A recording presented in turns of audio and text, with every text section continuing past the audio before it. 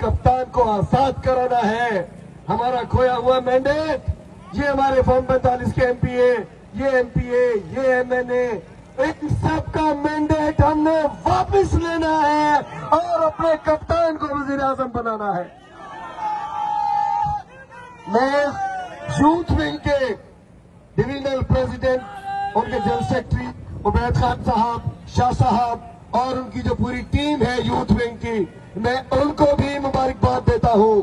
खवातीन को मुबारकबाद देता हूँ। अभी एक यूथ से नया जवान हुआ है और नुजैर खान को भी मुबारकबाद देता हूँ, यूथ से पार्टी में आया है। मैं अपनी आईएसएफ को मुबारकबाद देता हूँ। लेबर विंग के खटक साहब है सूबाई ओहदेदार, उनको मुबारकबाद देता हूँ। सरीना खान साहिबा सूबाई वुमन विंग की, उनको मुबारकबाद देता हूँ। हमारे एमपीए साहिबान सरबुलंद खान साहब, हमारे एमपीए जनाब सजाद साहब, जनाब एमएनए फहीम खान साहब भी गाड़ी में मौजूद हैं। मैं कराची से काफी हमारे ओहदेदारान सूबे के मौजूद हैं। मैं उन सब की जानिब से हैदराबाद के नौजवानों का, हैदराबाद के ओहदेदारान का, हैदराबाद के पार्टी के साथियों का, खवातीन का, बुजुर्गों का शुक्रगुजार हूँ।